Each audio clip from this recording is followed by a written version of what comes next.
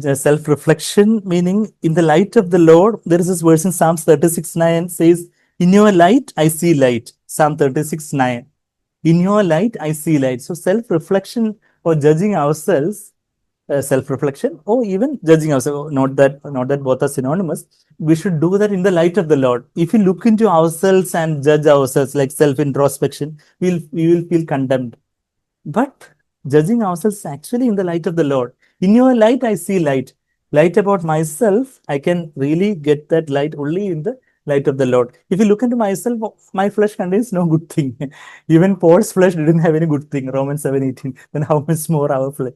Our flesh, nothing good dwells in our flesh. So if you look into ourselves, we feel condemned and self-pity and all. But self-reflection or, judging ourselves should be like, we come to the throne of grace, we come to the presence of the Lord and ask the Lord, Lord, is there anything that makes you sad?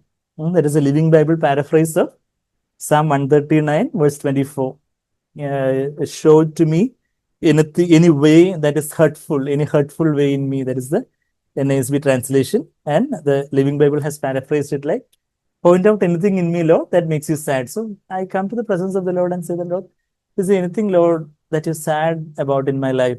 And immediately in the conscience, the Lord convicts if there is anything.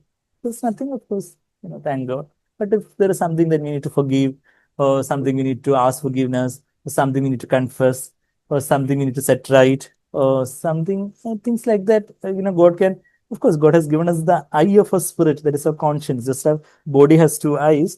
The spirit, the inner man has got eyes, that is this conscience. And, when we come to the Lord's presence in simple faith and ask the Lord, Lord, is there anything that is making you sad in me? And the Lord will, probably some areas in our life that are unsurrendered.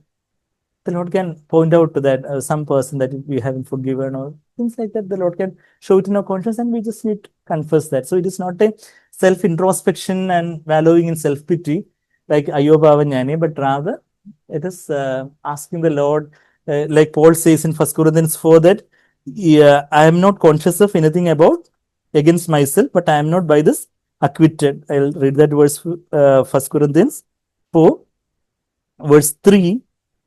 1 Corinthians verse 2, I said in this, the stewards has to be trustworthy, but he says in verse 3, but to me it is a very small thing that I may be examined by you or by any human court, but in fact I do not even examine myself. Oh, Paul, you are not examining yourself. No, I am letting the Lord to examine. That is what he says in the next verse. So when he says about judging ourselves before the Lord's table and all, actually it is asking the Lord to judge you.